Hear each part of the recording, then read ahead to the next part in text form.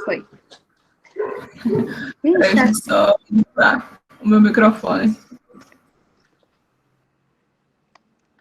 Você passa para mim, por favor, Maria, esse primeiro? Isso. Então, como eu falei para vocês, eu tirei desse caderno de protocolo da atenção básica, que ele é utilizado por todos os profissionais, então ele é um caderno bem legal, que traz vários fluxogramas.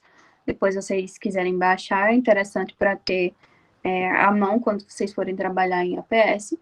E aí a gente divide a nossa conversa de hoje nesses dois aspectos: no cuidado longitudinal à saúde da criança e nos principais motivos de contato. Passa, por favor. Então, na primeira parte, pode passar? Como eu havia começado a conversar com vocês, é basicamente o conceito de puericultura, em que a gente vai acompanhar a criança nesse período entre 0 a 10 anos de idade. E aí a gente tem que organizar, na atenção primária, a gente trabalha muito com a adequação do processo de trabalho e utilizando as nossas ferramentas para que a gente possa distribuir a atenção a quem mais precisa de atenção. Então, a gente tem que se organizar para ofertar essa atenção equânime e integral às crianças, especialmente nas situações de risco e vulnerabilidade.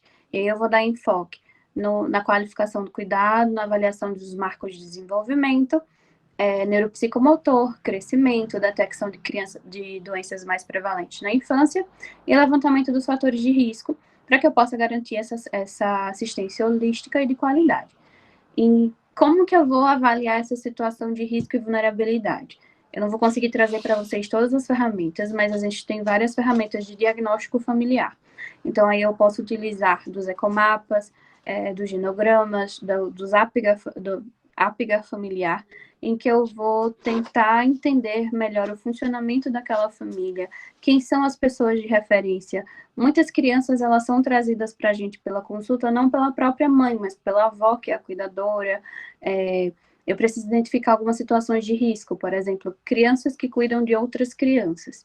Então, se eu tenho um menor que é supervisionado por outro menor, eu tenho um cuidado precário em relação, às vezes, à alimentação e à higiene. Então, a gente precisa entender em que ambiente essa criança está inserida, quem são as suas referências como adulto, como responsáveis, para que a gente possa direcionar o nosso cuidado. E aí, inicialmente, os profissionais, eles vão realizar essa consulta, visita domiciliar, né, para captação precoce. Então, é preconizado que isso seja feito até o 5º dia de vida. Então, uma vez que nasceu uma criança na área, o agente comunitário de saúde comunica a equipe, e geralmente a enfermagem ou o médico, a depender da disponibilidade, que vai fazer essa primeira consulta em loco, na casa. Por quê? Lá eu vou realizar as orientações de cuidado com o recém-nascido, vou verificar se ele foi imunizado na maternidade, ou vai precisar se dirigir ao UBS para que isso seja feito, os cuidados com o coto umbilical, vou falar sobre os benefícios da amamentação, vou avaliar a prega, tudo isso que vocês já sabem, né? Ver se foi feita a realização da triagem neonatal, se está faltando algum teste que precisa ser realizado imediatamente. E observar, né, visualizar como que está sendo constituído esse vínculo da criança com os responsáveis, com o ambiente, com a casa, verificando segurança, riscos de acidente e vivenciando essa realidade psicossocial que a família está inserida. A gente vai precisar aqui ajustar a nossa atenção de acordo com a vulnerabilidade. Então, lá no caderno, ele traz para a gente o diagnóstico de 3 estágios de vulnerabilidade social, em que eu vou definir o meu calendário de consultas a partir da vulnerabilidade dessa criança. Então, eu vou ver um risco alto, um risco intermediário e um risco vulnerável menor. A depender disso, eu vou ter que fazer consultas mensais, bimestrais e etc. Passa, por favor. Então, como a gente falou, né, para programar esse número de consultas, vai depender de três fatores. A vulnerabilidade social, que é analisada pelas ferramentas, né, dos territórios adscritos, a vulnerabilidade clínica da criança, se é uma criança que cresceu, que teve uma gestação complicada, que nasceu com alguma má formação, se ficou internada, se saiu do hospital com um bom peso e etc. Além da vulnerabilidade familiar. O Ministério da Saúde, ele preconiza esse calendário de rotina. A primeira consulta do recém-nascido, né, geralmente na visita domiciliar do 3º ao 5º dia, e aí consultas no primeiro mês, no 2º, 4º e 6º mês, depois elas se tornam trimestrais, então a gente consulta no 9º e aos 12 meses, e aí, a partir de 1 ano ela se torna semestral, e a partir de 2 anos de idade, 1 vez por ano. Mas esse calendário, como a gente falou, ele é um calendário geral que ele não está avaliando as vulnerabilidades. Então, se eu percebi que a minha criança tem mais fatores de risco, poucos fatores de proteção, ela vai necessitar de um número de consultas diferenciado. Então, às vezes, tem criança na minha unidade que eu vejo mensalmente até o 6º mês, depois eu vejo de 2 em 2 meses até 1 ano de idade, e depois a gente vai aprazando de acordo com essas vulnerabilidades que a gente conversou. Passa, por favor.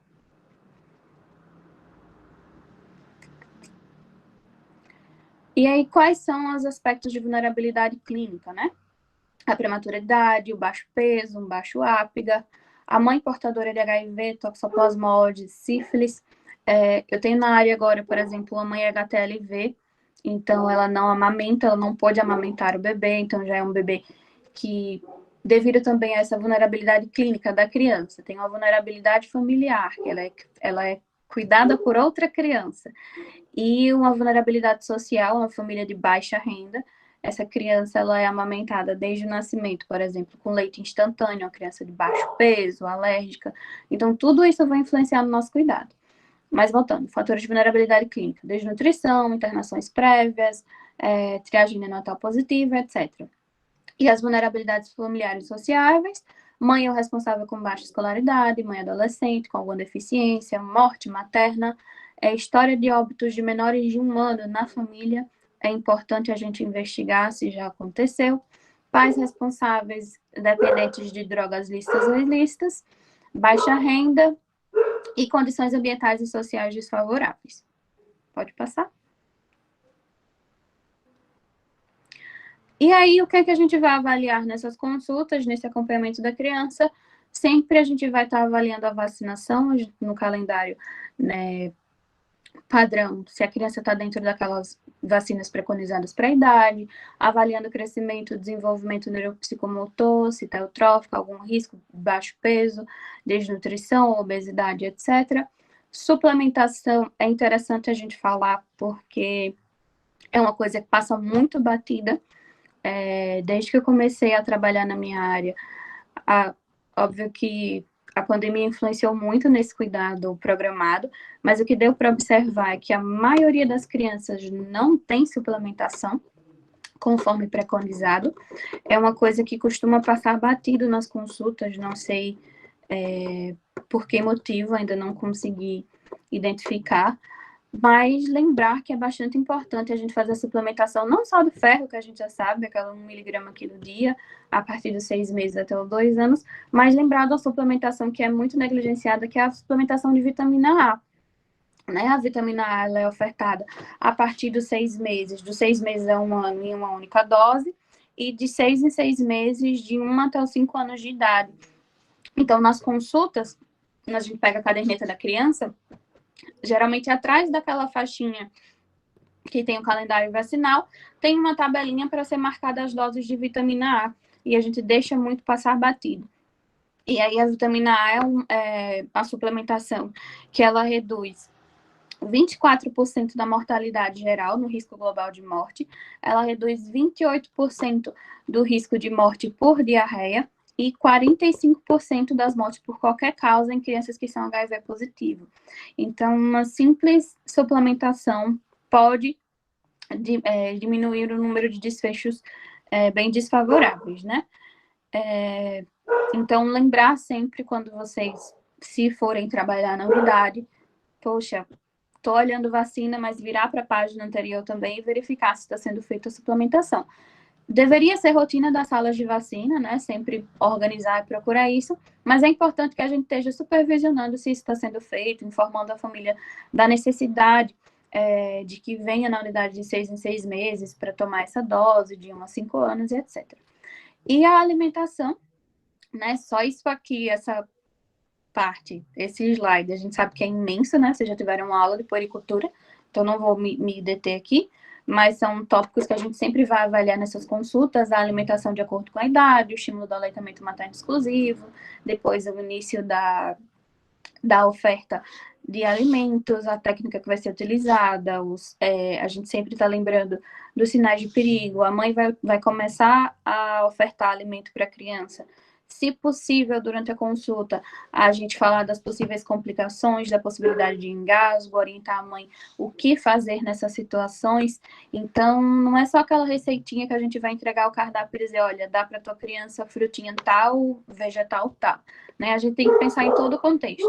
Como que eu vou dar, como que eu vou ofertar, o que é que está disponível de acordo com a situação financeira, social dessa família, mãe, como que a criança vai aceitar, quais são as formas de recusa que ela vai apresentar, o que você vai evitar no primeiro ano, a criança pode engasgar, se engasgar, o que é que você vai fazer.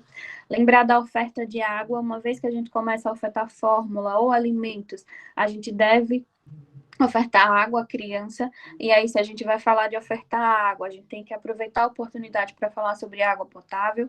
Ainda é muito comum as pessoas ingerirem água direto da torneira, sem qualquer tipo de filtração. Então, a gente está orientando a fervura ou o uso do hipoclorito, de filtro e etc. Então, são pequenos detalhes que fazem bastante diferença no fim do pacote. Passa, por favor, Maria. E aí, se a gente for entrar agora nos principais motivos de contato das crianças na PS, por favor, passa. De acordo com o caderno, tem mais, né? Mas eu separei as mais comuns, são essas 9 queixas. E aí a gente vai discutir uma delas de forma bem concisa, bem rapidinha, para no final a gente dar um tempinho de discussão. Pode passar. Então, a gente começa pela febre, que é o principal motivo de consulta na atenção primária. E aí a febre, ela pode se apresentar para a gente de 3 formas.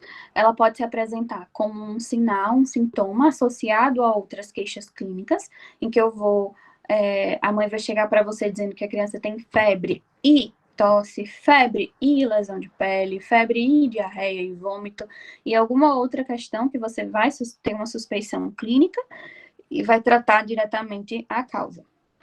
Então, aqui nesse quadrinho, esse quadrinho foi retirado do caderno. A gente traz alguns exemplos, por exemplo, as infecções de trato respiratório superior, as epidemias, né? Lembrar que a gente tem arboviroses comuns no nosso estado. Em 2021, 2019, a gente teve um surto importante de dengue no interior do estado. Então, lembrar da dengue, da zika, da chikungunya. Agora a gente está tendo febre relacionada aos sintomas de Covid. Então, a gente pode receber a febre dessa forma, que é a mais fácil de tratar. A gente pode receber a febre sem sinais localizatórios, que aí vai ser aquela febre aguda, né? E que ela vai se manifestar apenas como febre. A mãe diz: olha, a criança está tendo febre e não tem mais nada. Você vai investigar urina, vai investigar aparelho respiratório, vai investigar pele, e você não vai achar nenhuma causa específica, pelo menos óbvia, na primeira consulta, do motivo dessa febre estar existindo. E a gente tem também a febre de origem indeterminada, a FOI, que aí já é uma febre subaguda ou crônica, que é uma febre que vai estar presente por pelo menos mais de 3 semanas, na maioria dos dias e sem causa definida. Então, é uma febre que ela vem, vamos supor, todo final de tarde eu tenho uma febre há mais de 3 semanas. E aí isso é considerado uma febre de origem indeterminada. Eu vou investigar TB, vou investigar neoplasia, vou investigar vasculites, disfunções inflamatórias. Geralmente, a FOI, ela não precisa de antibiótico empírico, né? Ela precisa ser investigada a nível secundário ou terciário. Não pode ser uma queixa desmerecida, eu preciso investigar, porque a gente tem uma associação dessa febre subaguda com as leucemias, com as doenças neoplásicas, mas eu preciso tentar caracterizar isso junto à família. É febre, está sendo aferida, vou investigar se não tem nenhum sinal secundário. E, voltando ao tópico, que é a febre sem sinais localizatórios, e aí essa febre pode estar aparecendo no início de alguma infecção. Então, na atenção primária, a gente tem o benefício, como eu já falei, da longitudinalidade.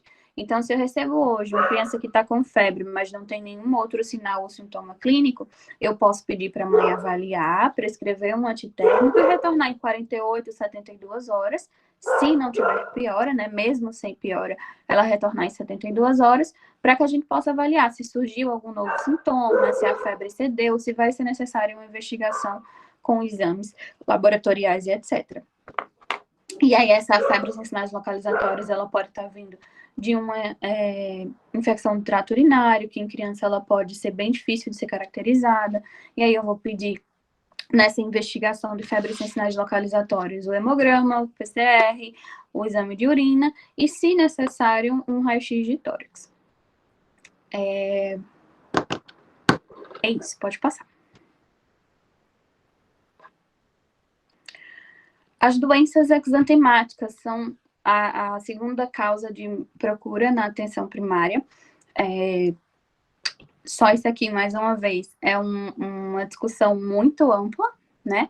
A gente caracteriza as doenças exantemáticas como as doenças que vão surgir com um rastro cutâneo, com um exantema, que geralmente é uma doença sistêmica, vai estar associada a um quadro de, às vezes, fadiga, prostração, geralmente tem associação com a febre. Então, inclusive, o nosso diagnóstico diferencial vai depender do dia que surgiu a febre, do dia que surgiu o exantema, como que esse exantema se distribui. Então, o importante aqui nas doenças exantemáticas é a gente reconhecer que elas existem, acalmar a família sobre a existência e o processo de benignidade da grande maioria delas. O diagnóstico ele vai ser sempre feito pela observação da característica das lesões, distribuição, presença de sintomas associados em relação com a febre. Geralmente não tem necessidade de nenhum exame complementar, é basicamente clínica. Então, se a gente for lembrar rapidinho, as doenças exantemáticas são essas 7 principais. A varicela, né, a catapora, aquela doença exantemática de polimorfismo centrífugo, né, as lesões que iniciam no tronco e vão se disseminando para os membros e face, começa em forma de mácula, pápula, vesícula e crosta. E aí a gente vai encontrar na criança o polimorfismo, que é o quê? Eu vou encontrar lesões em todos esses estágios, ao mesmo tempo que eu tenho uma crosta no abdômen, eu tenho uma vesícula mais em cima, uma pápula em outra localização, e aí isso está associado à febre e à prostração. Não existe um tratamento específico etiológico para a varicela, a gente vai fazer um tratamento sintomático, que é o controle da febre, e geralmente são lesões pruriginosas, então a gente vai pedir o alívio tópico dessas lesões através do banho com permanganato de potássio, naquele comprimidinho que a gente dilui na água morna, e dar banho na criança, ou a gente pode utilizar um algodão embebido nessa solução, para ir acalmando a pele, para evitar que a criança coce, porque aí uma das complicações mais comuns é a infecção secundária dessas lesões, em que a gente vai ter aquela lesão que vai estar de base permeada, demaciada, com a presença de algum exudato purulento ou não. E aí será necessário entrar com antibiótico tópico ou oral, a depender do grau dessa infecção. Mas geralmente é uma doença que evolui bem, de forma benigna, sem grandes complicações. Só lembrar da questão do imunossuprimido, que às vezes é necessário a gente entrar com a ciclovir, depender da idade, da causa da imunossupressão, e que é uma doença de notificação de surtos. Eu não preciso notificar todos os casos de varicela, mas se eu tive um caso numa escola, tive um surto de varicela na área, isso precisa ser notificado. Inclusive, falando de escola, claramente essa criança precisa ser afastada da escola desde os pródromos, né? Desde a febre, desde a prostração, para que, já que ela é uma doença altamente contagiosa, e a gente deveria evitar nessa fase de pródromos e dos primeiros 5 dias de surgimento das vesículas. Então, não precisa a criança sarar completamente para fazer ela voltar para a escola. Se ela está na fase já de crostas e ainda está com algumas lesões residuais, mas não está mais tendo febre, já passou de 5 dias, eu posso fazer ela retornar para não perder esse acompanhamento da escola. A segunda lesão, a segunda doença exantemática seria o sarampo, que era considerado erradicado no Brasil, mas a gente viu que nos últimos anos houveram alguns surtos devido a essas novas ondas de pessoas contra vacinas. Mas o sarampo é aquela doença do exantema bobiliforme, que geralmente está generalizado no terceiro dia, associado aos problemas de febre, coriza, conjuntivite, fotofobia, bronquite, e pode aparecer junto do sinal de Koplik, que é aqueles pontos esbranquiçados na mucosa jugal, no interior das bochechas. O sarampo também não tem tratamento etiológico.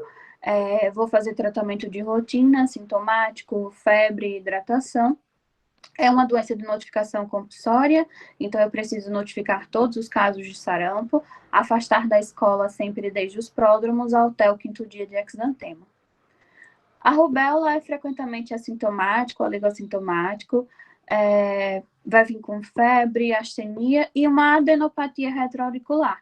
Então, geralmente, a mãe vai chegar e vai perceber essa íngua, né, como eles chamam, a adenopatia nessa região atrás da orelha, occipital ou ainda cervical, junto com aquele exantema maculopapular róseo, que vai durar de 3 a 5 dias.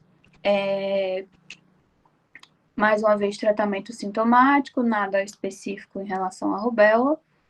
É difícil a gente diagnosticar atualmente, não tem grandes repercussões clínicas, não necessita de exames complementares, sorologia ou nada do gênero.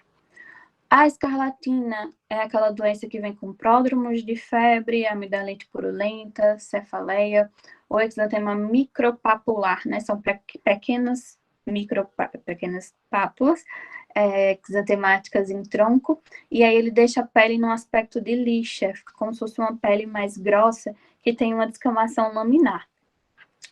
Tem o sinal de Filatov, que é aquela palidez perioral, você percebe uma palidez ao redor da boca, e tem a língua aburrosa, né? Aquela língua que fica em aspecto de framboesa, mais inchada, com os sucos bem proeminentes. Tem uma associação com uma febre alta no início, no surgimento do quadro, nos primeiros dias de exantema, e geralmente a escarlatina, você pode, se tiver dúvida diagnóstica, fazer a coleta do swab de orofaringe, que vai vir positivo para Strepto A.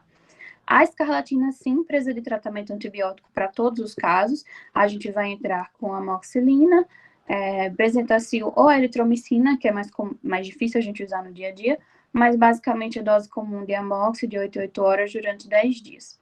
A faixa da escola e ter cuidado, como a gente falou, que ela está associada ao uso do a presença do Streptococcus beta hemolítico, das possíveis complicações, a gente precisa tratar adequadamente para a gente não ter a possibilidade de surgimento de uma febre reumática, do glomerulonefrite e etc. A quarta doença seria o eritema infeccioso, que é a quinta doença, aquela que a gente é bem característica da face esbofeteada. A criança aparece para a gente com aquele eritema em região das bochechas, como se ela tivesse realmente tido algum trauma na região, e aí isso vai evoluindo para o exantema reticular no tronco e nos membros. Esse eritema ele pode ser intermitente, essas erupções aparecerem e desaparecerem ao longo das 2 a 3 semanas que a doença pode levar, e geralmente tem associação com uma febre alta, com uma febre baixa, diferente da que a gente viu da escarlatina agora há pouco. Mais uma vez, não tem indicação de tratamento de rotina, apenas sintomáticos, antitérmicos, afastamento da escola para evitar a disseminação e etc. A sexta doença seria o exantema súbito, que é a roséola, em que a gente tem uma febre alta nos primeiros 3 a 5 dias, com ou sem a presença de adenofagia e linfonodomegalia. A gente tem um exantema que surge durante a defervescência, durante a queda da febre, e ele começa como maculopapular no tronco e vai seguindo para a face e membros, também nessa forma centrífuga. Mais uma vez, sem especificação para tratamento etiológico, a gente vai tratar sintoma, febre, paracetamol, dipirona e etc. E, por fim, a coxsaquiose, que é a doença de mão, pé, boca, que a gente vai ter um enantema evoluindo com lesões ulcerativas em região de mucosa oral.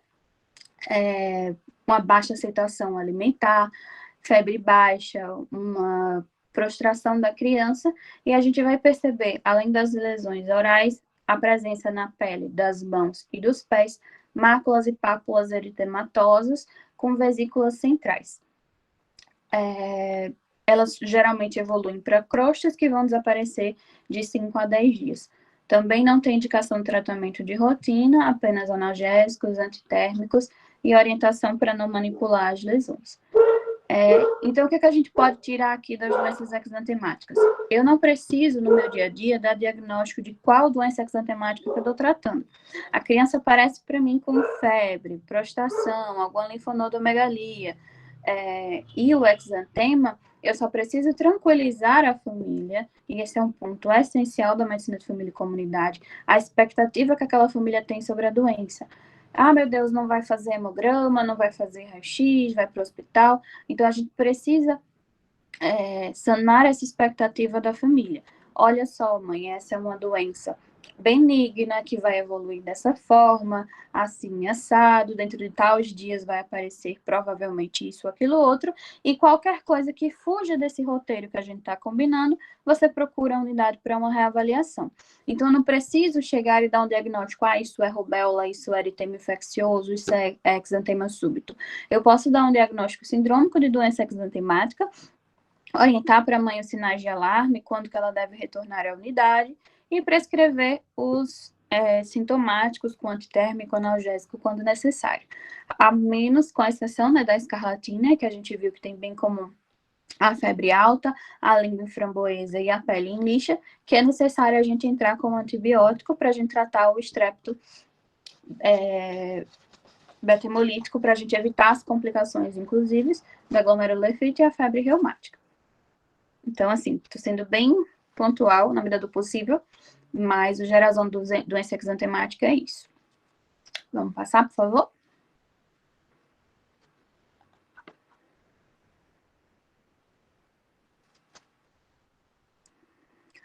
Hello? Ok, obrigada. E aí a gente chegou agora numa queixa muito comum das mães no dia a dia do consultório da APS, anemia. A mãe vai chegar para você o tempo todo dizendo que a criança está pálida, que a criança está anêmica, que a criança não está comendo direito, e a gente precisa saber quando que é necessário investigar e quando que é necessário tratar a anemia. Então, a anemia ela vai vir geralmente na forma de anemia ferropriva, né, na carência daqueles nutrientes essenciais, e aí laboratorialmente ela vai ser descrita na idade de 6 a 59 meses com hemoglobina menor que 11, e de 5 anos aos 11 anos a hemoglobina menor que 11,5.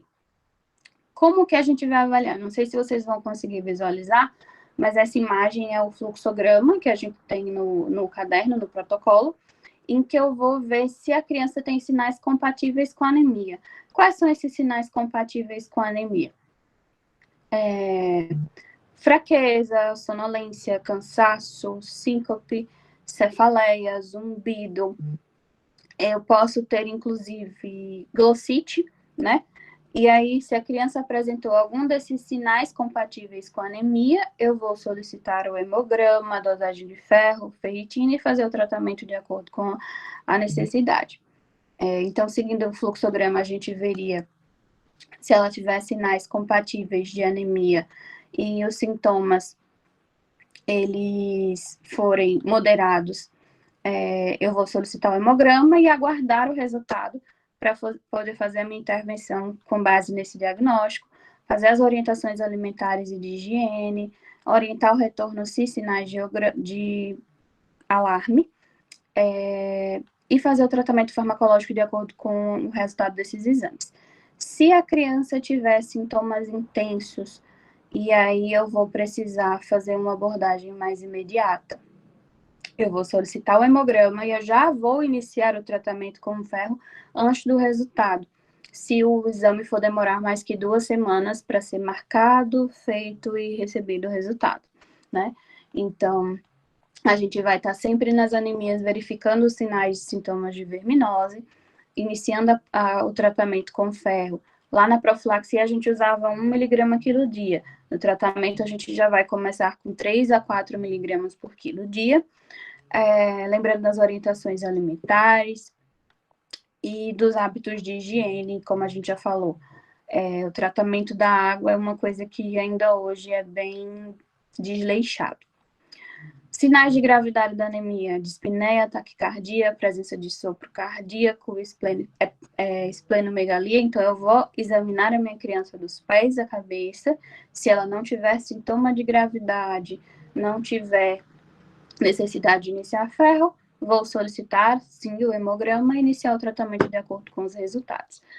E aí você me pergunta, você solicita hemograma como rotina no dia a dia para essas mães que chegam queixando que a criança está pálida? Geralmente a criança não está pálida, ela está normocorada. Então, o que é rotina de exame nesse acompanhamento que a gente faz longitudinal da criança? A rotina é o exame físico, é a avaliação dos hábitos, dos cuidados, da higiene, do desenvolvimento, do crescimento, da vacinação, da suplementação. Eu não tenho rotina laboratorial para criança. Eu vou solicitar exames de acordo com as queixas e as vulnerabilidades. Então, se está chegando para mim uma criança com perda de apetite, com prostração, com alguma queixa que me leve a suspeitar de anemia, eu vou solicitar o exame. Mas caso não, a gente vai fazer simplesmente o exame físico, tranquilizar a mãe que aquela criança está saudável e fazer as correções que são necessárias de acordo com a história. Corrigir os hábitos de higiene, corrigir os hábitos alimentares e as suplementações se tiver na idade necessária. De anemia, então, é basicamente isso. Pode passar, por favor?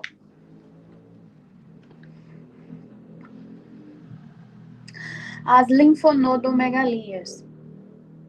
Tópico 4. Acho que você voltou, Maria.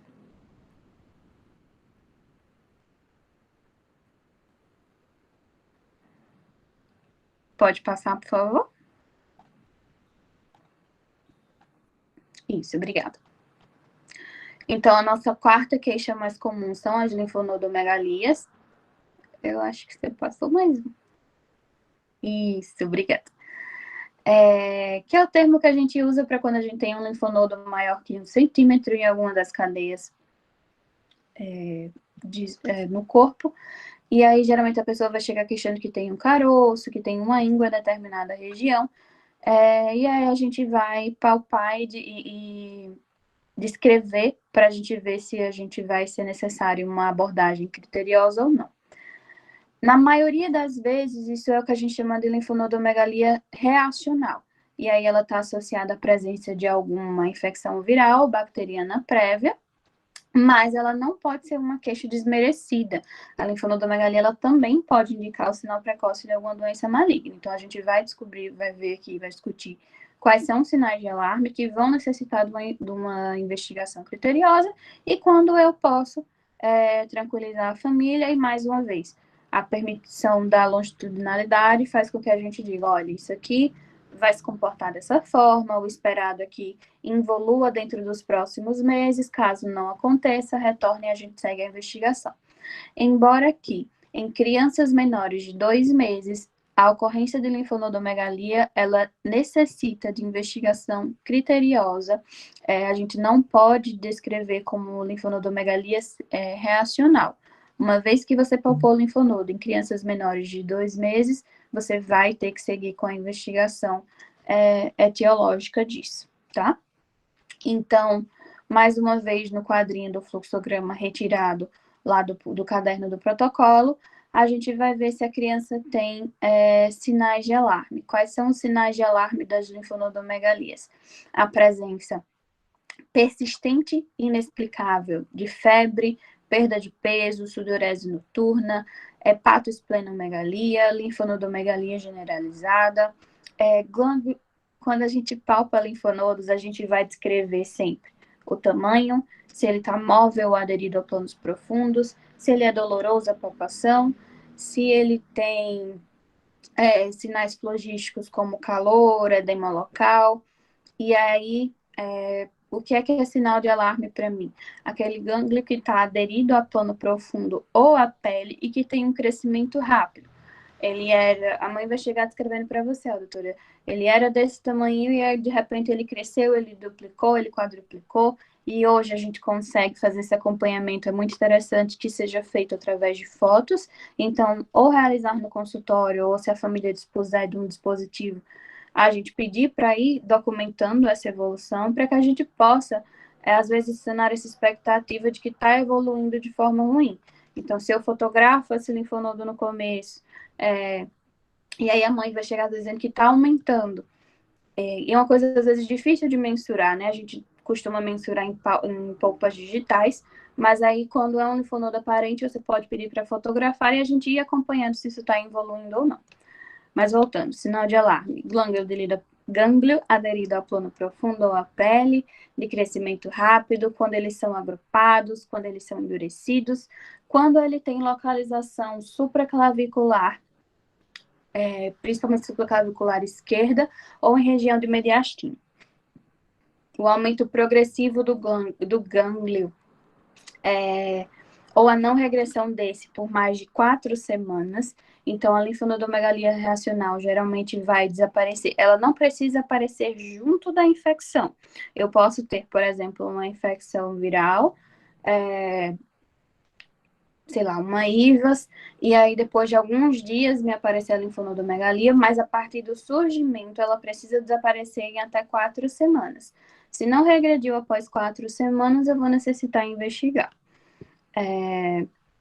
Os gânglios que têm tamanho maior que o inicial, depois de 2 semanas que você tem iniciado o antibiótico para a possível causa da linfonodomegalia racional, então vamos supor, eu estou tratando uma amidalite bacteriana ou uma otite que tem uma linfonodomegalia associada. Iniciei um antibiótico. Se depois de 2 semanas de uso do antibiótico, essa linfonodomegalia não regredir, mais uma vez eu vou precisar investigar. E a investigação vai ser feita com o quê? Basicamente com hemograma, proteína C reativa, VHS. Em alguns casos, a depender do qual foi o sinal de alarme que apareceu, vai ser necessária a ultrassonografia e, às vezes, a punção aspirativa por agulha fina, a PAF, desse gânglio. Mas isso são casos geralmente bem mais raros e quando tem esses sinais de alarme presentes. O tratamento, geralmente, ele não é necessário, né? Os quadros, eles são autolimitados, não necessitam de medicação. Se tiver uma dor, um edema, um sinal flogístico associado, a gente pode entrar com um anti-inflamatório adequado para a idade. E se tiver um provável caso bacteriano, a gente vai entrar com um antibiótico, como mencionado. Então, de linfonodomegalias, é basicamente isso. Pode passar. E aí, a gente entra na dor abdominal. E aí aqui a gente está entrando numa síndrome, né, numa queixa que tem inúmeras possíveis causas para a gente debater. Então, o que é que a gente precisa focar nessa dor abdominal, que é bastante comum de aparecer no consultório? A gente diferenciar entre a dor de parede e a dor abdominal visceral. A dor abdominal de parede, geralmente ela vai estar associada a algum trauma, um esforço de musculatura, é uma dor bem localizada, que a gente consegue palpar e a palpação é dolorosa. É diferente daquela dor visceral, que ela é mais difícil de explicar, que ela é irradiada, que ela é generalizada, difusa, contínua ou em forma de cólicas e mal localizada. Então, essa é a primeira diferenciação que a gente precisa fazer. A causa mais comum de dor abdominal vai ser a gastroenterite infecciosa. Na resolução da gastroenterite, tem a resolução da dor abdominal, quadro autolimitado e etc. O que é que a gente precisa focar e fazer no quadro, né, na abordagem da dor abdominal? Durante a minha entrevista clínica, eu caracterizar essa dor, né, na sua localização, irradiação, na qualidade. Isso quando a criança tem um entendimento, né, possível de contar esse sinal para a gente. A gente está falando de pediatria, desse desafio, né, da comunicação dos sintomas. Então, geralmente, a mãe que vai chegar dizendo para a gente que a criança tem cólica assim assado, que chora desse jeito. Então, é difícil da gente qualificar essa dor igual a gente faz no adulto, aplica aquele Liquidef e a gente sai com a descrição maravilhosa da dor. Na criança, isso vai ser um pouquinho mais pobre de detalhes. Investigar a história prévia de cirurgia, né? Se tem algum herniorrafia, alguma história de apendicite, alguma trauma cirúrgico prévio nesse abdômen, que a gente possa suspeitar, por exemplo, de uma aderência, de uma brida, para estar justificando essa dor. E se tem sintomas associados, febre, diarreia, vômito e etc. No exame físico, a gente vai estar sempre avaliando a criança no seu estado geral, perfusão, hidratação, se tem presença de icterícia, febre, taquicardia, dispneia, ou os sinais de alerta que a gente vai comentar em seguida. No meu exame abdominal comum, ausculta, inspeção, palpação, percussão. E lembrar que a manobra de Blumberg, né, a dor, a descompressão brusca, ela só funciona a partir dos 2 anos de idade. Então, na criança menor de 2 anos, não adianta eu querer pressionar, soltar e dizer que a criança tem Blumberg positivo, porque essa causa ela não está... a gente não pode dar o diagnóstico de abdômen agudo com a presença desse sinal, porque ele não é padronizado nos menores de 2 anos. E aí, quais seriam os sinais de alarme para essa queixa de dor abdominal? A defesa e a rigidez, o abdômen rígido, em tábua, com dificuldade da aprofundação, a palpação, a distensão abdominal importante, a dor intensa que não está melhorando com a medicação antiespasmódica ou analgésico simples. Então, naqueles casos duvidosos, eu posso sim utilizar uma dipirona, um paracetamol, uma simeticona, para avaliar se teve resposta, e aí, se não teve resposta, a necessidade de segmento de investigação. A presença de icterícia é um sinal de alarme, a ausência de diurese a mais de 24 horas. Então, a criança geralmente menor, a gente não vai conseguir mensurar, talvez na fralda, mas a gente consegue avaliar se teve diurese ou não. Presença de vômito com sangue, de sangue nas fezes, trauma abdominal. Na criança maior que 2 anos, o sinal de Blumberg. O déficit pondero estatural, então a criança desnutrida, a criança tem outras causas específicas para dor abdominal. E as doenças graves de base. Pode passar, por favor, Maíra? E aí, nesse quadro, a gente tem as causas mais comuns de dor abdominal, que a gente pode encontrar no dia a dia. A primeira e mais comum delas é a cólica abdominal, a cólica infantil, desculpa, que ela é muito comum no primeiro ano de vida. Está caracterizado por aquele choro intenso, aquela criança inconsolável, geralmente no lactente, que ela vai durar mais de 3 horas por dia, mais de 3 semanas. O exame físico geralmente é normal, a gente pode encontrar um abdômen distendido. Às vezes a mãe vai relatar que a criança tem uma constipação, e a gente vai falar de constipação mais para frente. Mas basicamente, o que é que eu preciso fazer na cólica infantil? No lactente que está em aleitamento exclusivo, eu preciso primeiramente corrigir a pega.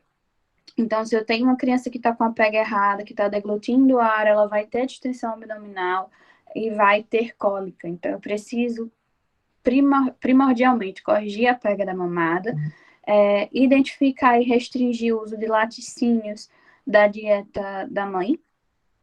E nos lactentes que estão utilizando fórmula ou leite integral, que a cólica seja leve, a gente pode considerar a diminuição da quantidade do volume de fórmula.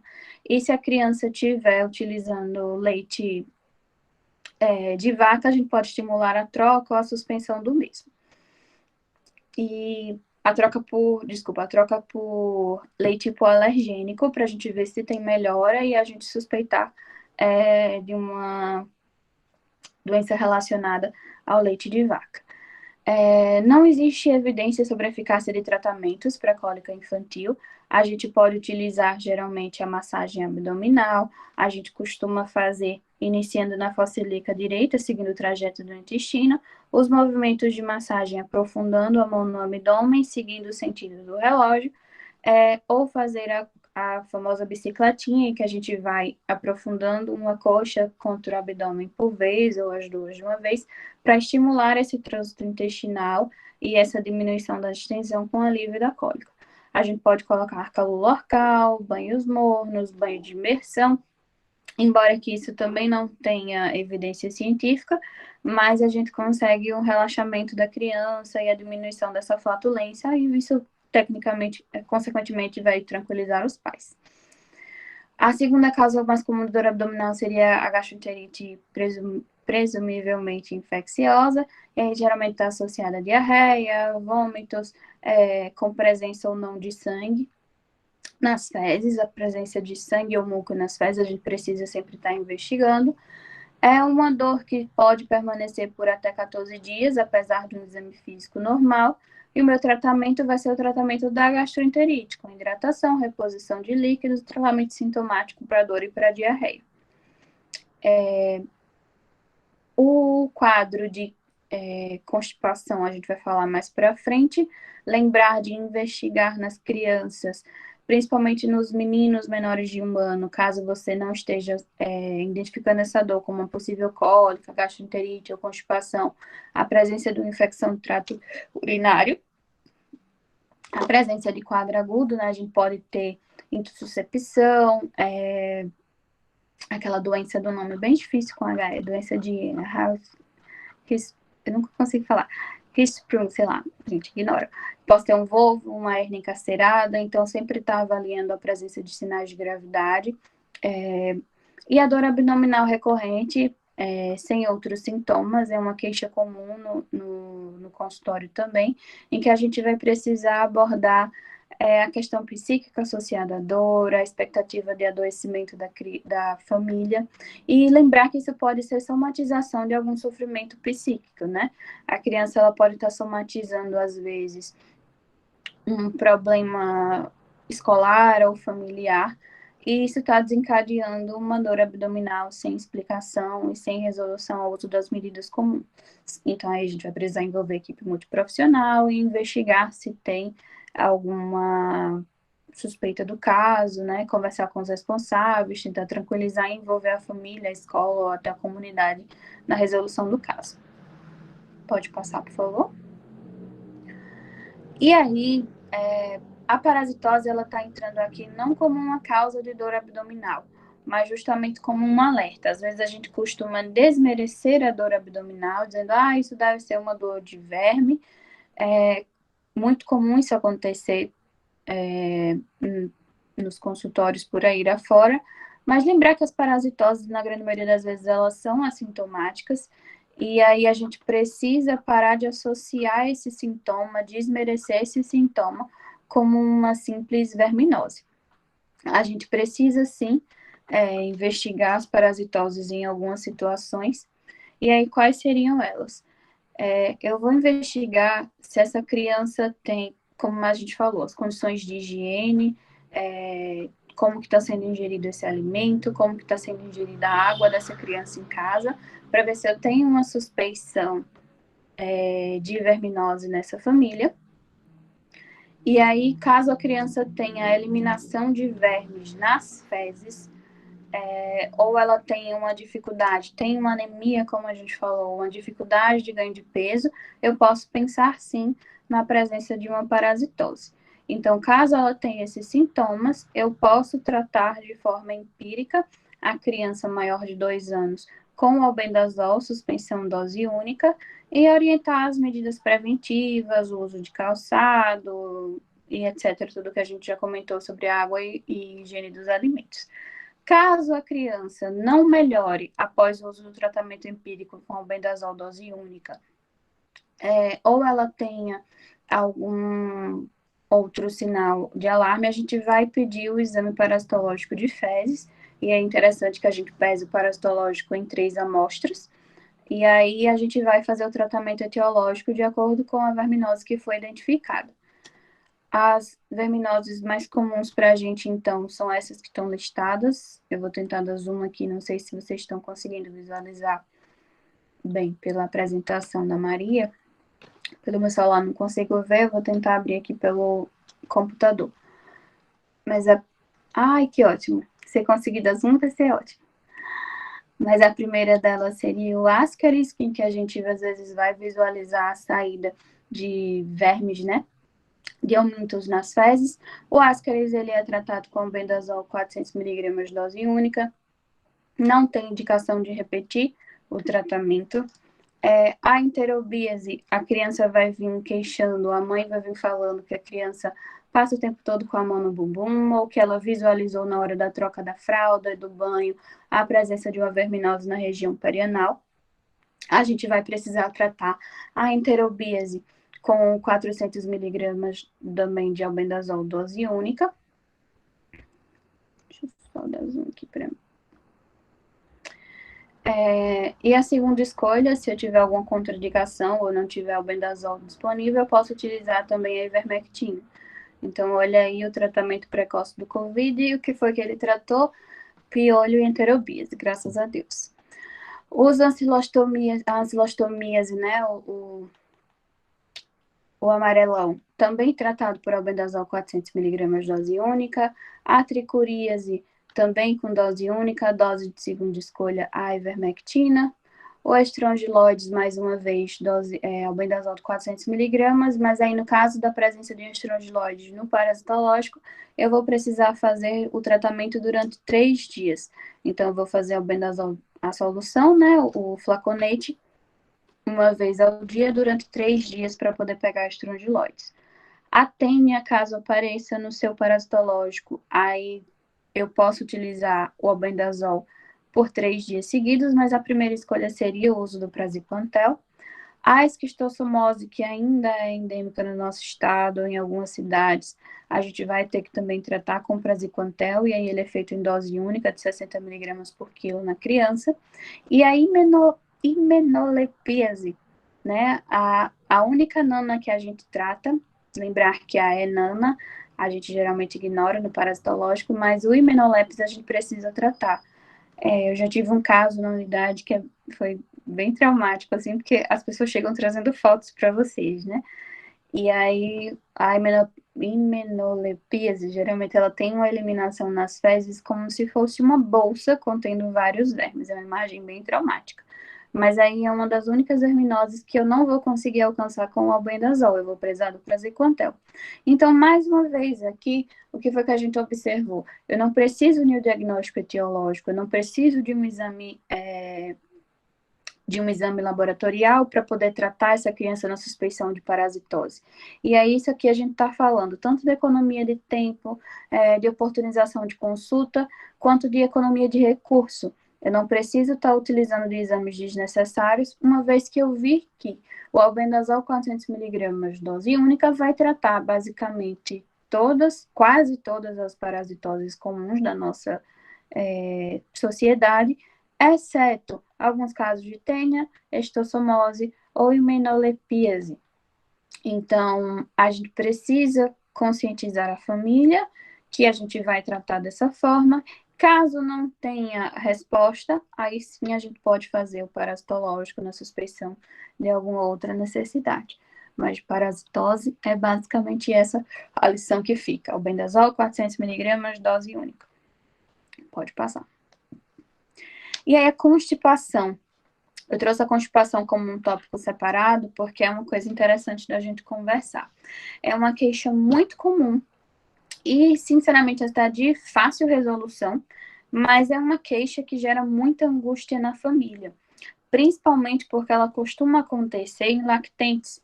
E aí as mães ficam desesperadas porque a criança não está fazendo cocô e não sabe o que fazer, isso gera todo um desconforto. E aí a gente precisa entrar com algumas orientações, que é basicamente o tratamento da constipação, para poder acalmar e acalentar essa família. Então, o que é que eu vou verificar na minha consulta que eu estou abordando a constipação, né? Questionar quantos dias, se tem presença de fezes endurecidas ou na forma de síbalos, que com aquelas fezes em forma de cabritinho, que saem as bolinhas de pouquinho em pouquinho, ou se tem fezes volumosas, quando tem a evacuação após o período de constipação. No meu exame físico, avaliar a presença de distensão abdominal, se essa constipação está gerando um esforço evacuatório que está gerando fissura anal ou a presença de hemorroida, alguma outra alteração na anatomia do ânus. Vou avaliar a motilidade intestinal, né, através da ausculta do abdômen, que eu devo ouvir os ruídos hidroaéreos pelo menos de 2 a 12 vezes por minuto, e a presença de fecalomas, caso haja suspeita disso, caso haja suspeita de impactação. E aí isso deve ser realizado sendo bem conversado, pedindo autorização da família, com a presença de um familiar presente nesse momento do exame, de forma bastante cuidadosa, se você se sentir capacitado para tal. Em crianças menores, é interessante que a gente utilize o dedo mínimo ou um dedo com bastante cuidado, com a presença de algum agente emoliente para facilitar a introdução e diminuir o desconforto ao exame. Às vezes, nem tanto da criança, mas o desconforto que isso vai gerar tanto no examinado quanto na família que está assistindo esse processo. Então, é uma parte do exame bem delicada, que precisa ser bem conversado para ser realizado. Mas e aí, o que eu vou fazer para essa criança que está com constipação? Depende de que fase que ela está. Se eu estou com uma criança com aleitamento materno exclusivo, o que eu vou fazer é acalentar a mãe, né? Ouvir a queixa, valorizar a queixa e orientar que isso é normal. A criança em aleitamento materno exclusivo, ela pode passar até 10 dias sem evacuar. E isso é perfeitamente comum, desde que eu não tenha alterações importantes no exame físico. Eu não tenho uma criança prostrada, eu não tenho um abdômen muito distendido, a presença de palpação de alguma massa endurecida, de um fecalomo ou algo do gênero. Então, o que eu vou fazer é basicamente a estimulação, o exercício, a bicicletinha, né? A massagem no sentido horário, no sentido do trajeto intestinal, para estimular a motilidade mesmo. Mas sem nenhum tratamento intervencionista que seja necessário. Se a criança está em aleitamento misto, né? Ela está utilizando leite de vaca ou fórmula infantil ou ainda a presença de leite instantâneo, eu vou avaliar se esse leite está de alguma forma contribuindo para essa situação, né? Isso acontece muito com o uso dos leites instantâneos, com o Itambé, o Camponesa, o La Sereníssima da vida. Ele tende a aumentar essa constipação e às vezes até causar sangramento nas fezes. Então a gente vai tentar corrigir a alimentação da criança, se possível, se dentro das perspectivas da disponibilidade da família e do contexto social. E o que eu posso fazer aqui na criança que se alimenta é estimular esse consumo de fibras, o consumo de frutas, vegetais, a aveia, né? Tentar diminuir o uso da cremogema, daquela bendita massa, que eu esqueci o nome agora. Da cremogema tem uma que eles colocam muito no gogó. Mucilon. Tem o mucilon e tem outra ainda. Tem um negócio bizarro que a galera coloca no gogó e que tende a deixar esse bolo fecal mais ressecado. Usam farinha láctea, lembra que farinha láctea tem bastante açúcar, a gente tem que contraindicar o uso, mas enfim, qualquer massa dessa que eles colocam tende a aumentar a constipação. Então a gente vai desencorajar a família a utilizar isso, encorajar o uso de frutas, de fibras, o uso da ameixa, e aí a gente pode começar na criança o caldo de ameixa preta, né? A ingesta da ameixa ou do próprio caldinho, e caso isso não tenha resposta, eu vou reavaliar e ver se vai ser necessária uma conduta medicamentosa. Mas até aqui a gente está falando basicamente de correção de hábitos. Nas crianças que são não lactentes, né? A gente vai tentar, mais uma vez, melhorar os hábitos alimentares, aumentar a ingesta hídrica.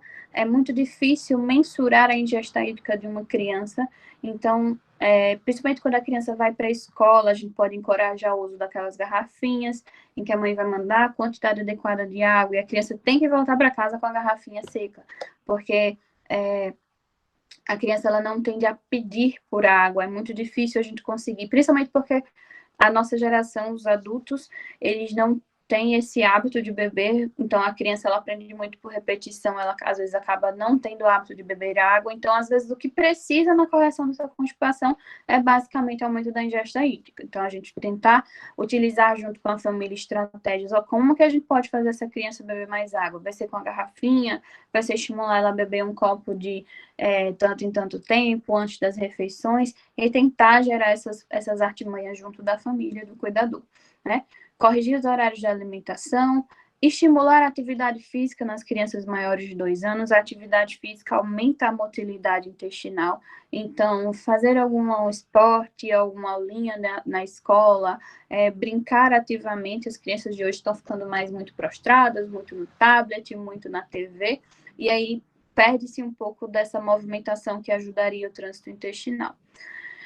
A gente tem que observar nas crianças maiores, principalmente a partir dos 4 ou 5 anos, isso é até questão de prova de residência, qual é a faixa etária mais comum de constipação, porque a gente tem uma retenção voluntária no pré-escolar.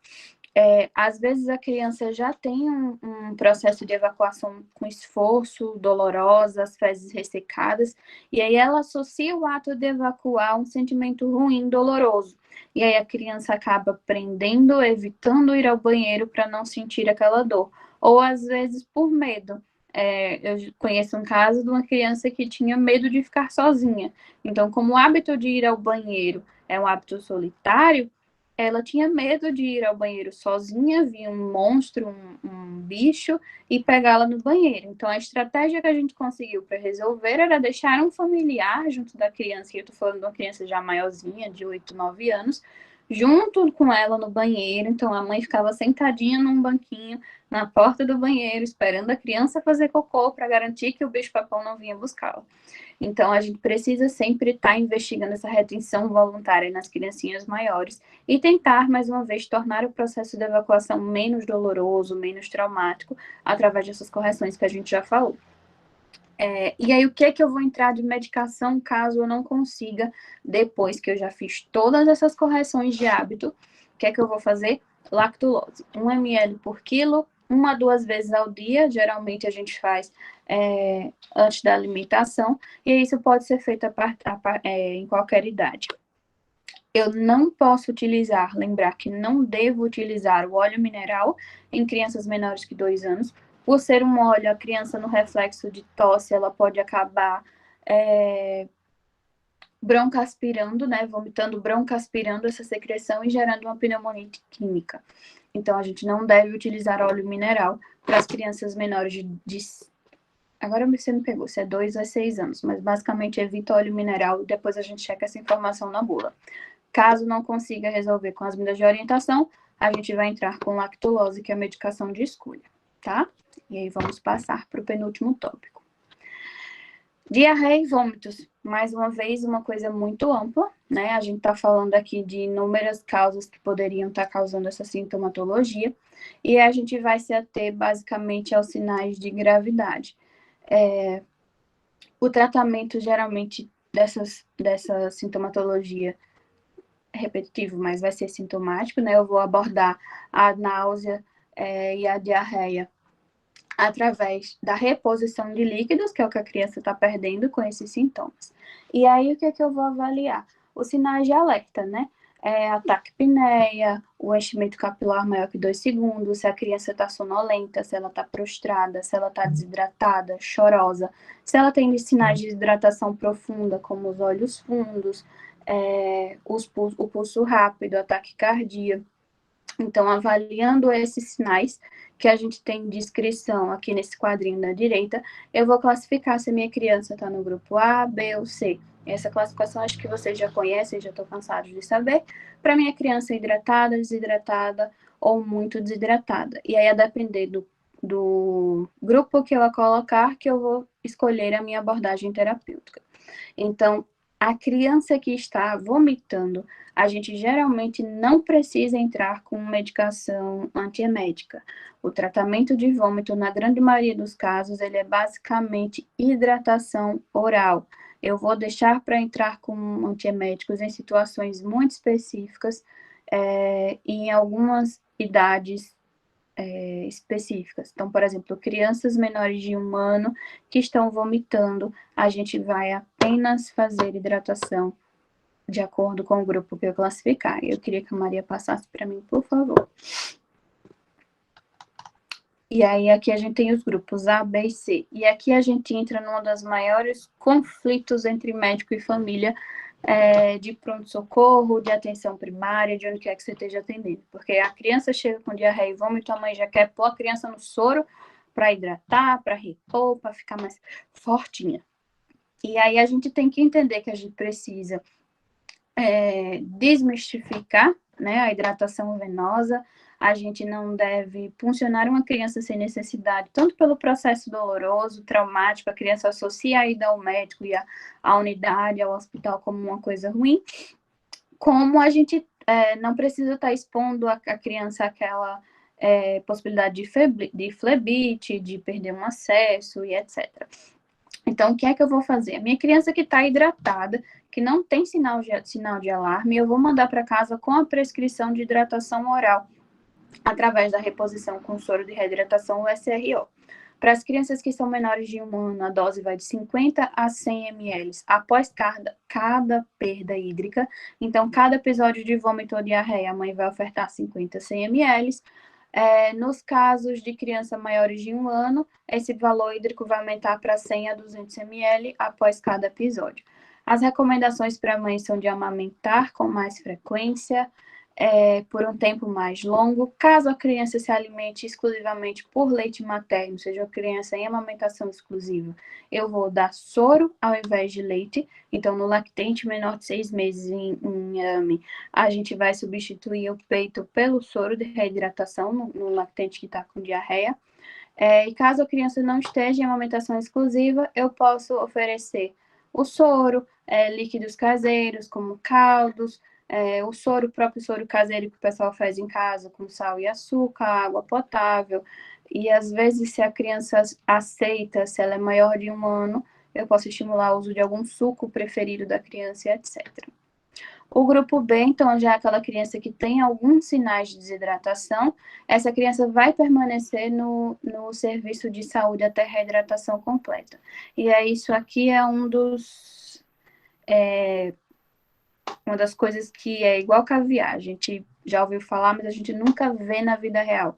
Porque é extremamente difícil você convencer uma mãe de que a criança vai ficar em observação para tomar soro. E aí a gente precisa aqui ter muito jogo de cintura e boas habilidades de comunicação para tentar explicar para a família qual é a evolução favorável e desfavorável do caso, por que eu preciso permanecer com ela em observação, o que é que eu estou buscando e qual vai ser o nosso plano. E aí, na medicina de família e comunidade, a gente trabalha muito com uma decisão compartilhada. Então, eu preciso inserir a mãe ou o responsável, o cuidador, nesse processo de tomada de decisão. Então, eu vou explicar o porquê que ela vai permanecer na unidade, para que a gente observe se vai haver aceitação desse soro de reidratação, até a criança apresentar a melhora esperada nessa reavaliação de hora em hora pelas 4 primeiras horas.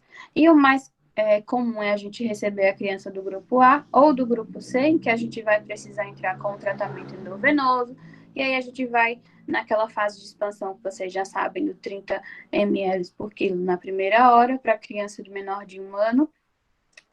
E aí, depois que a criança começar a aceitação oral, eu vou iniciar o soro de reidratação ainda na unidade sobre observação, sempre avaliando a minha criança de 30 em 30 minutos para ver se está tendo algum sinal de piora, se vai ser necessária hospitalização, encaminhamento para o setor secundário, terciário, etc. Enquanto a criança aguarda a transferência, sempre de lembrar de fazer a expansão e deixar o soro de manutenção. Não adianta fazer os 30 ml por quilo, mandar a criança para casa. Se eu precisei entrar com medicação endovenosa na unidade, essa criança deve ser encaminhada para o setor hospitalar. E aí, durante esse processo, entre fazer a expansão e aguardar a transferência, eu preciso deixar uma solução de manutenção, como está descrita. Soro glicosado 5%, soro fisiológico na proporção de 1 para 1, e a gente vai fazer 4 ml quilo hora. Pode passar, Maria. Prometo que é o último tópico. É um dos maiores, inclusive, um grande desafio, que é a gente falar sobre os problemas de pele mais comuns na atenção primária. E aí eu tive que ser bem sucinta. Aqui eu não optei por não colocar grandes informações para a gente não... Chega, Deus, o que eu fiz aqui. Se perder muito. E aí, basicamente, as queixas mais comuns, e comentando rapidamente a intervenção que a gente vai fazer nesses casos, são as seguintes. A dermatite de fraldas, né, que vai ser bem comum nas crianças menores de 2 anos. eu vou observar aquela placa hiperemiada em região de fralda, que geralmente é causada por esse processo irritativo de contato das fezes, da urina, às vezes por deixar a criança muito tempo úmida, o uso de pomadas inadequadas, ou até daquelas fraldas que têm cor por dentro. Então, a gente sempre que possível vai orientar o uso de fraldas brancas sem corante na porção interior. O tratamento para dermatite de fraldas vai ser basicamente manter a área mais limpa e seca possível, aplicar o creme de barreira, que aqui vai ser o óxido de zinco. Se eu tiver associação com a candidíase, sim, que eu vou entrar com a anistatina, mas a gente precisa de... como é a palavra, Deus? A gente precisa corrigir esse hábito na população de usar anistatina como creme de barreira no dia a dia. A anistatina deve ser reservada para os casos de candidíase e a gente estimular o uso da pomada simples de óxido de zinco, de vitamina A, vitamina D, vitamina E, para a barreira do dia a dia. Se o quadro tiver muito... for uma placa grande, for uma placa extensa, a gente pode optar por entrar com um corticoide tópico, que a gente vai optar pela hidrocortisona de 1%, 2 a 3 vezes por dia, por até 2 semanas. Eu vou utilizar o corticoide pelo menor tempo possível, apenas nos quadros severos. Então, geralmente a gente pode pedir por utilizar por 5 dias, pede uma reavaliação para ver se está evoluindo e se vai ser necessário estender o tempo do uso do corticoide tópico. A dermatite seborreica do lactente, ela é muito comum aparecer essa queixa, as mães ficam angustiadas para saber o que está acontecendo, em que vai se criando em região de couro cabeludo, sobrancelha, pavilhão auricular ou nas regiões flexoras, aquelas máculas ou placas avermelhadas que são úmidas, que tem ou não a presença de fissura e que tem geralmente aquela crosta mais amarelada. E o tratamento da dermatite seborreica basicamente a gente explicar que tem um bom prognóstico, que é autolimitado, e o que a gente pode fazer é desestimular a extração da crosta, tentar pedir para a família não remover a força, e, por exemplo, na hora do banho, a gente hidratar essas escamas com um óleo de bebê, com um óleo vegetal, para ir de forma devagar fazendo a emulsificação dessas placas. Se o quadro for muito intenso, muito exacerbado, a gente vai entrar com corticoide. Mais uma vez, a escolha vai ser a hidrocortisona de 1%.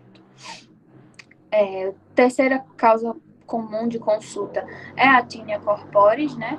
A gente vai ter aquela placa eritematosa, anular, de bordas elevadas, bem definidas, e um centro mais claro, que pode ser descamativo.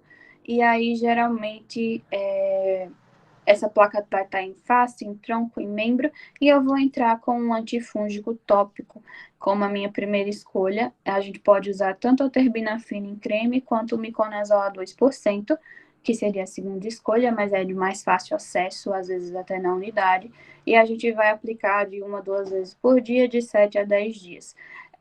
Caso você tenha uma infecção secundária, você tenha uma placa dessa que está complicando com uma infecção bacteriana, que tem uma base demasiada, que tem odor fétido, a presença de maceração, a gente entra com antibiótico tópico, a gente pode entrar a gente pode optar pela mupirocina ou pela neomicina tópica. Evitar sempre que possível, a gente tem uma tendência quando a gente se forma a utilizar o que vai pegar tudo. Utilizar aquelas formulações que já tem antifúngico, antibacteriano e corticoide de uma vez. Isso é muito danoso, tá? A gente precisa ser um pouquinho mais consciente na hora de escolher dessas medicações, principalmente quando a gente fala da população pediátrica. Então, entrar com antibiótico, corticoide, antifúngico somente quando necessário, quando você caracterizar bem a lesão. Quarto ponto, pitiríase vesicolor, aquelas máculas arredondadas, esbranquiçadas, de descamação com sinal de Zireli positivo, em tronco, face e membros, que a gente vai entrar com a prescrição do cetoconazol creme ou cetoconazol shampoo, para a gente deixar agindo sobre, se for o shampoo, né, emulsificar e espalhar a espuma quando está presente na cabeça, no tronco a gente pode utilizar essa forma, ou cetoconazol creme, aplicar sobre as lesões 2 vezes ao dia por 14 dias. Lembrar que vai desaparecer a descamação, mas a pigmentação normal da pele ela pode demorar até 2 meses para ter o retorno completo. Então, acalmar a mãe que, uma vez que parou de descamar, a doença não é mais contagiosa e não vai mais evoluir, mas que não vai voltar ao normal a cor da pele da criança assim que terminar os 10 dias, 14 dias de creme. Eu preciso ter um pouquinho mais de paciência para essa pele se revitalizar e voltar à coloração normal. Se o caso for muito extenso em crianças maiores, a gente vai utilizar o fluconazol via oral, mas lembrar que nem para o adulto nem para a criança o fluconazol é tratamento de escolha para pitiríase. O tratamento de pitiríase é tópico com cetoconazol. Quinto ponto seria o impetigo. O impetigo é bem comum de aparecer para a gente, aquela infecção superficial da pele, com a forma de vesícula ou pústula, que vai evoluir para crostas melicéricas, e a gente vai precisar entrar com antibiótico. Se for uma lesão pequena, superficial, bem localizada, a gente entra como pirocina a 2%, 3 a 4 vezes ao dia, então de 6 em 6 a 8 em 8 horas, e sempre pedindo a limpeza das lesões. A gente pode pedir a limpeza com água e sabão neutro ou com uso de água boricada. Se as lesões estiverem espalhadas, se elas forem difusas, a gente vai necessitar, ou se forem em neonatos, a gente vai precisar entrar com antibiótico sistêmico, que a gente vai utilizar a cefalexina, a eritromicina ou a penicilina benzatina. Lembrar que o impetigo também, como a gente falou da outra doença da escarlatina, ela é causada pelo Streptococcus beta-hemolítico. Então, a gente precisa prevenir as complicações com a glomerulonefrite e a febre reumática. Então, eu preciso tratar adequadamente o impetigo para evitar que tenha essa complicação sistêmica grave. A periculose, né, o piolho, é bem comum de aparecer no dia a dia da pediatria. A gente usa a permetrina de 1% e a remoção mecânica. A gente precisa utilizar o pente fino, a lavagem, a higiene adequada da cabeça para que a gente possa remover o parasita nas suas diversas formas, né? De lêndia, de piolho, etc. Então, utilizando permetrina, aplica no couro cabeludo, deixa agir por 10 minutos e repete após 10 dias nas crianças acima de 2 meses. Que mais?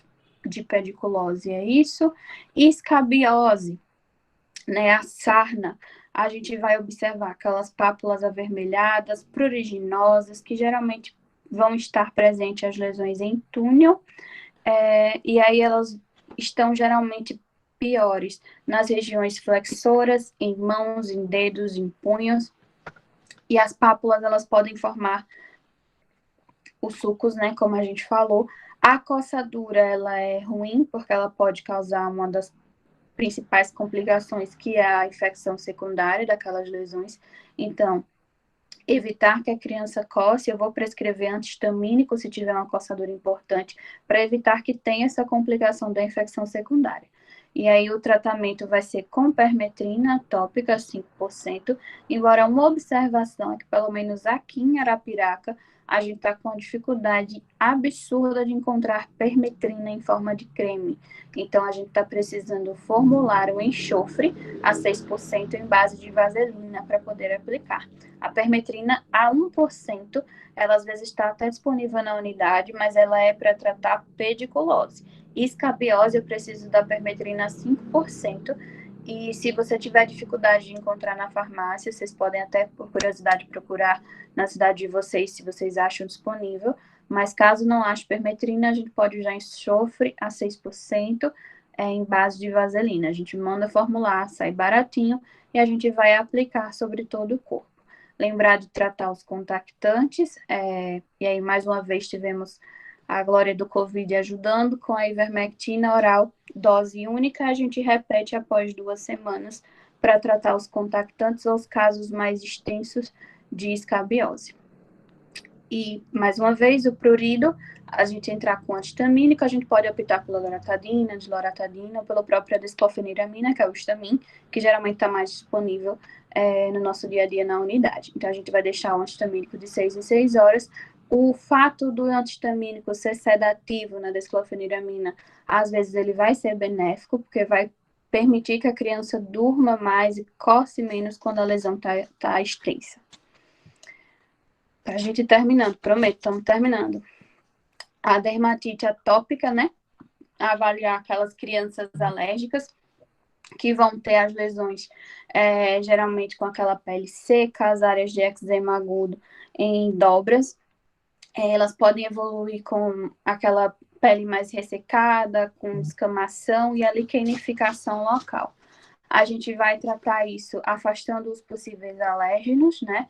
Então, pedir para a criança fazer banhos rápidos, banhos mornos, evitar sabonete desnecessário, utilizar o mínimo de sabonete possível, evitar a água extremamente quente, que tende a ressecar mais a pele, e hidratar a pele sistematicamente. A gente vai pedir para sempre após o banho, ainda com a pele úmida, entrar com hidratante, sempre com o mínimo possível de substância, então com menos cheiro, hidratante hipoalergênico, mesmo após a cessação do quadro de purido, dos sintomas agudos, a gente manter esse processo de hidratação da pele. Se o quadro estiver muito exacerbado, não estiver conseguindo controlar com a hidratação, aí eu posso entrar com o antihistamínico oral se tiver necessidade, e o corticoide tópico, que mais uma vez na pediatria a gente vai escolher a hidrocortisona 1%, 2 vezes ao dia, de 7 dias, reavalio, se necessário, posso estender até 14. A dermatite de contato, o primeiro passo necessário vai ser afastar o agente irritativo, descobrir qual é a fonte dessa alergia, se é um pedaço de couro, se é alergia a metal, se é alergia a alguma substância específica, afastar o alérgeno, orientar a hidratação de pele e nesses casos que são mais exacerbados, que são mais acentuados, a gente vai entrar com corticoide, mais uma vez, hidrocortisona 1% tópico 2 vezes ao dia, de 7 a 14 dias. A gente precisa orientar aqui na dermatite de contato e na dermatite atópica sobre os riscos da gente manter uma corticoterapia prolongada, né? Nos riscos da gente estar utilizando corticoide de repetição por períodos prolongados, já que essa é uma queixa que geralmente é de repetição. A criança atópica vai apresentar várias crises de atopia e a dermatite de contato, sempre que tiver contato com aquela substância, vai precisar usar a medicação. Então, desencorajar a família a manter o contato. Por exemplo, a criança que tem alergia a brinco, as pessoas tendem não, mas é bonitinho, vamos passar um esmalte, vamos passar uma pomadinha para continuar usando. E a gente precisa conscientizar dos riscos do uso da medicação de forma contínua. Penúltimo tópico é a verruga vulgar, né? A gente vai fazer a exérese da verruga através da queimação com ATA, com ácido tricloroacético a 70%. A gente vai fazer a aplicação, a gente pode fazer isso na atenção primária, a gente pode orientar supervisionada, a depender da localização, ou a gente pode orientar a família a utilizar a substância em casa para ir queimando a superfície da verruga até o desaparecimento completo. Lembrar que a verruga vulgar ela é transmissível, ela tem transmissão por contato direto, então evitar a manipulação e principalmente que ela é comum em mãos e ela pode estar se espalhando pela face, pelo tronco, então é ideal que a gente trate o mais rápido possível para que isso não se espalhe. Mas, de forma geral, elas tendem a desaparecer por conta própria, em torno de 25% a 50% das verrugas desaparecem sozinhas, mas quando elas persistirem e estiverem muito disseminadas ou num período maior que 6 meses, a gente vai fazer o tratamento com ATA a 70%. Lembrar que quando você for fazer isso, se você for fazer isso na unidade ou for orientar a família, é interessante que a gente proteja a área circunvizinha. Então, o que a gente costuma fazer na unidade é, por exemplo, eu tenho uma verruga na mão que eu vou utilizar a medicação. Então, eu costumo cortar pedacinhos de esparadrapo para proteger a pele ao redor, isolando aquela lesão. E aí eu vou colando esparadrapo ao redor da lesão para proteger que na hora que eu colocar o ATA sobre a verruga, eu acabe não pingando, não derrubando a substância corrosiva sobre a pele sã. E, por fim, o molusco contagioso, que são aquelas pápulas rosas umbilicadas, né? Elas têm uma espécie de furinho no meio, são pequenas, de 1 a 3 milímetros, que podem ser únicas, ou geralmente elas são a presença de várias lesões múltiplas agrupadas, são muito comuns no tronco, na face e no abdômen, e ela é muito comum nos pré-escolares, também tem transmissão direta, é contagiosa, ou indireta, a gente pode pegar por toalha, por algum pertence da pessoa que tem as lesões ativas. A gente vai tranquilizar a família de que não precisa de tratamento específico, geralmente essas lesões, mas a gente pode fazer a curetagem. A curetagem, o problema dela é que ela é dolorosa. O que é a curetagem? Eu vou pegar uma cureta e vou furar a lesão e retirá-la em consultório para poder extrair essas lesões. É um procedimento que precisa ser feito na unidade e ele também pode ser feito com a substância corrosiva, da mesma forma que a gente fez com a verruga. Se eu optar por não realizar a cureta, já que na criança vai ser mais difícil porque ela é doloroso, mas a gente, às vezes, por prejuízo estético que aquilo está causando, a família quer retirar, a gente pode fazer com o uso da substância corrosiva e a gente pode pegar e colocar uma porção de xilocaína já, né, do anestésico tópico, para poder utilizar a substância corrosiva e num processo bem lento de semanas, a gente está falando aí de 2 a 3 meses, e tirando essas lesões de molusco. Então, gente, eu acho que é basicamente isso. Agradecer a atenção de vocês, os que sobreviveram até aqui, e tentei ser o mais breve possível, apesar de ser muito prolixa, mas para abordar todos os principais pontos que a gente tem na APS para discutir. E é isso, estou disponível caso alguém tenha alguma pergunta, alguma dúvida para retirar.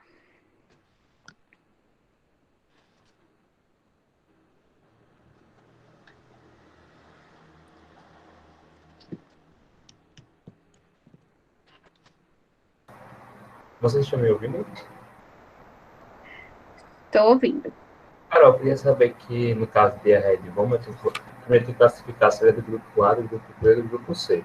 Como é que eu vou classificar isso? É a partir do volume convertido? É a partir dos sintomas, né? A criança do grupo A é aquela criança que está ativa, que tem choro, que tem lágrima, que está aceitando água ou alimento via oral. Aí a criança do grupo C, ela já vai ter alguns sinais de prostração, ela pode ter uma taquicardia. Eu acho que a gente consegue a imagenzinha. A criança do grupo C, ela tem sinais de desidratação mais graves, olhos fundos, o choro não sai lágrima, ela está taquicárdica, ela às vezes está dispneica. Então, a diferenciação entre o grupo A, B e C é através dos sintomas, os sinais clínicos que você vai observar no seu exame físico. E aí, não tem como eu mensurar a perda da criança, né? Eu não consigo pesar fezes ou vômito. Então, eu vou avaliar o estado que ela se apresenta no momento. E aí, por isso, é interessante aquela observação que a gente comentou do quadro da criança B. A criança, eu tenho que estar ciente que a minha criança B pode evoluir para a criança do quadro C, pode evoluir para a desidratação ou para a hidratação do quadro A. Então, a reavaliação é muito importante nos casos de diarreia e vômito. Se eu identifiquei uma criança com essa queixa, eu devo pedir um retorno dentro das próximas 48 a 72 horas, para que eu esteja reclassificando ela de acordo com esses sinais. Tá certo, obrigado. Nada.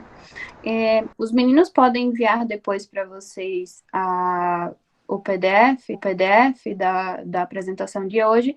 Eu vou encaminhar o protocolo para o Robson, ele disponibiliza para vocês, para que vocês tenham acesso a esse fluxograma. É um PDF legal da gente ter no celular. E aí, qualquer dúvida, a gente vai checando quais são os sinais de alerta, quais são essas classificações e essas prescrições que eu comentei hoje. Então, eu vou enviar esse material e o pessoal divulga entre vocês, tá?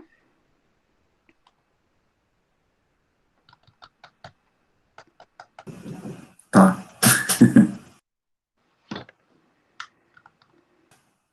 Mais alguém tem alguma pergunta, alguma coisa? Eita, esse povo calado, ninguém entendeu nada. Queria agradecer pela aula, viu? Foi muito boa mesmo. Obrigado. Eu queria fazer uma pergunta, mas não é em relação ao assunto. É na vida real. Quanto tempo a gente tem para fazer uma consulta dessa? Porque eu imagino que é algo bem corrido, assim. Dá para fazer direitinho? Como é que eu faço isso? Tá. A prática leva à perfeição, né? Então, não sei quantos de vocês, acho que não, na verdade, não sei, agora eu estou pensando na ligas, mas vocês que estão em internato, quando passarem pelo estágio da atenção primária, a gente tende a, no começo, ser um pouquinho mais criterioso, não criterioso, mas talvez um pouquinho mais devagar, não no sentido bom da coisa, para ter alguns hábitos. Por exemplo, pense assim, quando você estava no período de aprender semiologia, você demorava 1 hora para fazer uma anamnese e um exame físico. E hoje, quando você já está no internato, já está naquele dia a dia da clínica, você faz um exame físico, anamnese em poucos minutos, né? A gente vai pegando o hábito de fazer as coisas com maior velocidade. Na atenção primária, a gente tem o conceito de consultas longas e consultas curtas. Eu preciso atender as pessoas e deixar espaço na minha agenda para as queixas de demanda.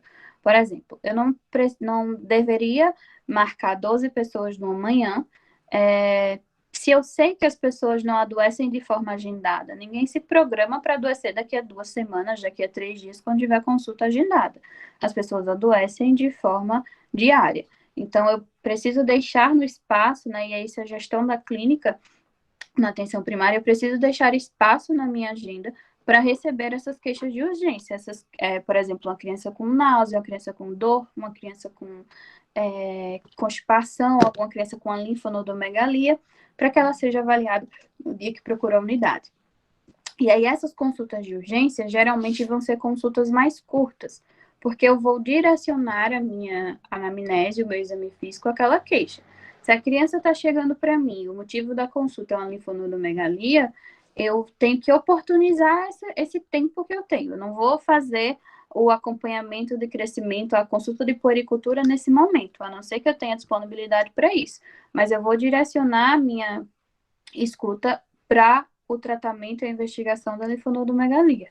Eu não posso aqui perder tempo, se não for relevante para o caso, avaliando a vacinação, a suplementação de forma demorada, né? Eu vou dar aquela olhada rápida até para oportunizar a consulta, mas eu preciso ser um pouquinho mais direta e resolutiva nesse sentido. Né? Aqui que se dá a resolução da APS. Eu posso pedir, por exemplo, como a gente comentou, chegou a criança com diarreia, classifiquei, tratei, agendo uma consulta mais longa daqui a 48 horas. Aí, nessa consulta mais longa, eu vou avaliar hábitos de higiene, de alimentação, suplementação. Então, a gente precisa fazer essa gestão do nosso tempo no serviço. E isso só vai vir com o conhecimento das ferramentas, né, estudando, lendo sobre gestão da clínica, estagiando, passando por esses estágios, por essas experiências, através da responsabilidade de outra pessoa, né, como estagiário, como interno. E na prática do dia a dia, você vai conhecer a sua população, entender quais são as demandas maiores e como você vai se organizar. O que a gente sabe é que consultas longas na atenção primária, elas não são produtivas. Então, eu evito a todo custo uma consulta maior que 20 minutos. Se eu tenho um idoso polimórbido com aquele monte de problema, eu vou escolher quais são as queixas mais prevalentes do dia, as mais importantes, as mais urgentes, em comum acordo com a pessoa, para resolver naquela consulta. E a minha longitudinalidade me permite que eu marque um retorno em alguns dias, em algumas semanas, para ir resolvendo paulatinamente os problemas. Imagine que se você vem para uma consulta e tem 10 problemas e eu te dou 10 receitas, 10 orientações, você sai de lá tão confuso que às vezes era melhor que a gente tivesse parcelado em 5 vezes, né? Mas essa angústia aí é comum de todo interno e todo médico é ser informado, mas vocês vão tirar de letra, com certeza. Todo mundo dá um jeitinho, a gente se vira e vai dar tudo certo. Obrigado. Nada.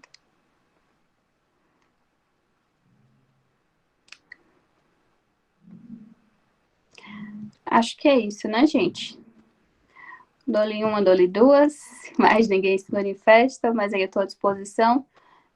Qualquer coisa, se alguém quiser tirar alguma dúvida sobre o tema de hoje, ou sobre a atenção primária, alguém que tenha interesse em conhecer um pouquinho mais da área da residência, autorizo os meninos a disponibilizar o meu contato, caso alguém queira perguntar alguma coisa, queira saber sobre a residência, sobre os estágios disponíveis, sobre qualquer dúvida relacionada à PS ou do dia a dia, se quiser conversar, pode chamar, e a gente tenta se ajudar o máximo possível.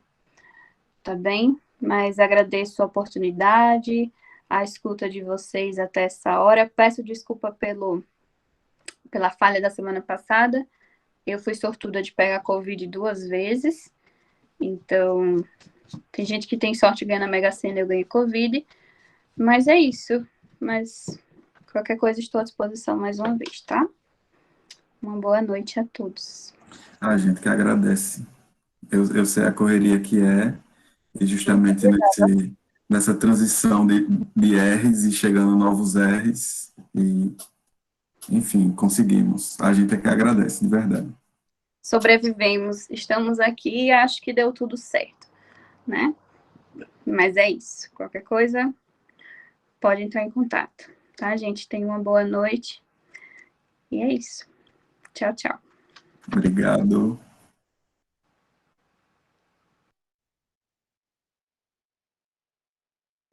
Pessoal, cadê? Não sei. Vocês estão ouvindo? Ai, não tá avisando no grupo mesmo. Estamos. Mas eu acho que o pessoal saiu, a gente avisa qualquer coisa no grupo. Que sobre a próxima aula, daqui a 15 dias, Robson? Isso. Eu vou só confirmar com a médica direitinho o dia que ela pode, mas mais ou menos daqui a 15 dias. Daqui a 2 semanas, mais ou menos, pessoal. A próxima Isso. aula.